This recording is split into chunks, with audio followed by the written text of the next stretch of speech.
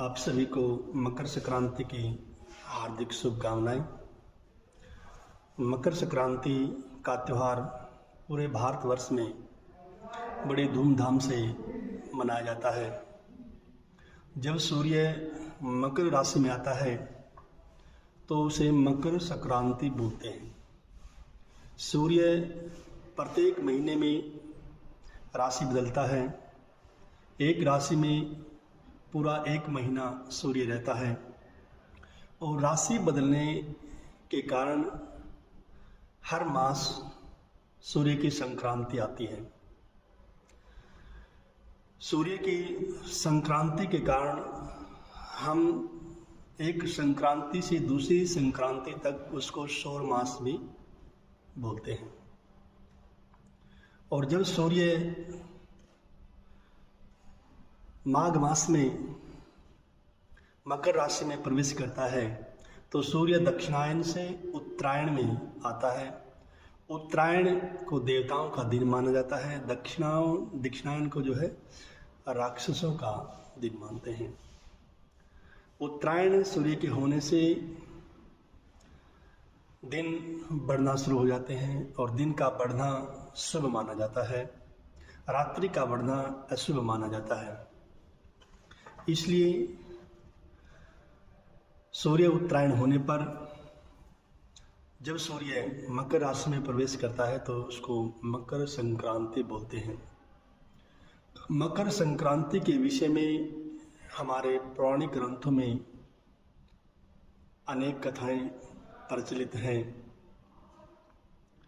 एक बार भगवान सूर्य की पत्नी का नाम छाया था। पहली पत्नी का नाम छाया था, दूसरी पत्नी का नाम संध्या था। छाया से शनिदेव उत्पन्न हुए और संध्या से यमराज जी उत्पन्न हुए। एक बार शनिदेव ने देखा कि सूर्य भगवान हमारे पिता मेरी माता से और मुझसे भेदभाव कर रहे हैं, तो छाया ने और शनिदेव ने सूर्य को श्राप दिया कुष्ठ रोगी होने का। पत्नी के श्राप से सूर्य भगवान कुष्ठ रोग से पीड़ित हो गए। जब यमराज जी ने देखा कि मेरे पिताजी रोग से परेशान हैं, दुखी हैं, पीड़ित हैं, तो उन्होंने बहुत कठोर तपस्या की और तप के प्रभाव से सूर्य देव को रोग से निवृत्त किया। भगवान सूर्य ने भी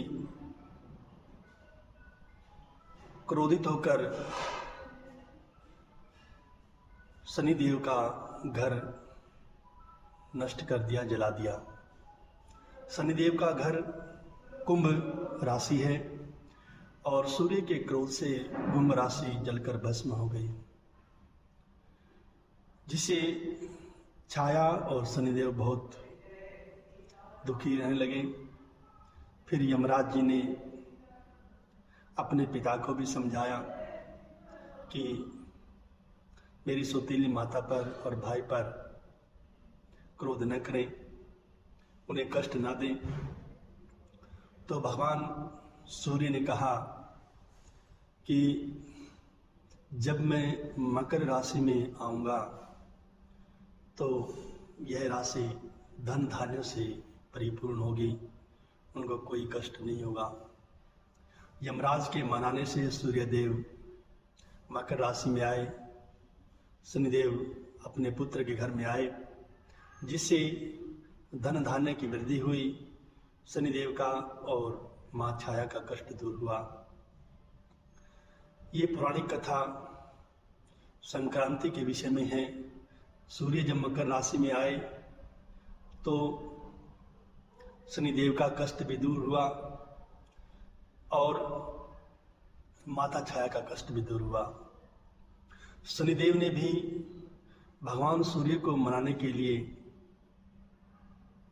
तिलों से भगवान सूर्य की पूजा की, क्योंकि उसमें शनिदेव के पास केवल तिल ही शेष थे, बाकी सब कुछ जलकर भस्म हो चुका था,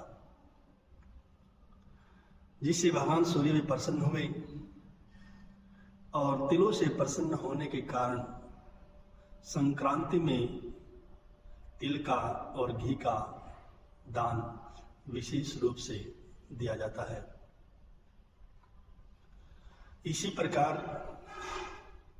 पितामह भीष्म ने भी अपनी देह को त्यागने के लिए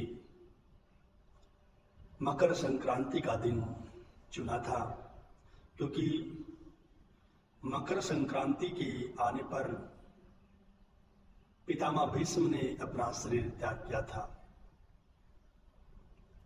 इस प्रकार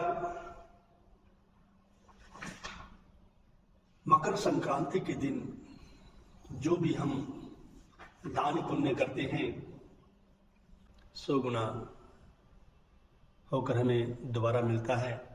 इसलिए मकर संक्रांति में सभी को दान पुण्य अवश्य करना चाहिए। तिलों से, घी से भगवान सूर्य की पूजा करनी चाहिए। इस दिन भगवान नारायण की भी पूजा की जाती है। इसलिए मकर संक्रांति की आप सभी को पुनः बहुत बहुत बधाइयाँ। ओम श्री सूर्य नारायणाय नमः। ओम श्री सूर्य नारायणाय नमः। ओम श्री सूर्य नारायणाय नमः। ओम श्री सूर्य नारायणाय नमः। ओम श्री सूर्य नारायणाय नमः।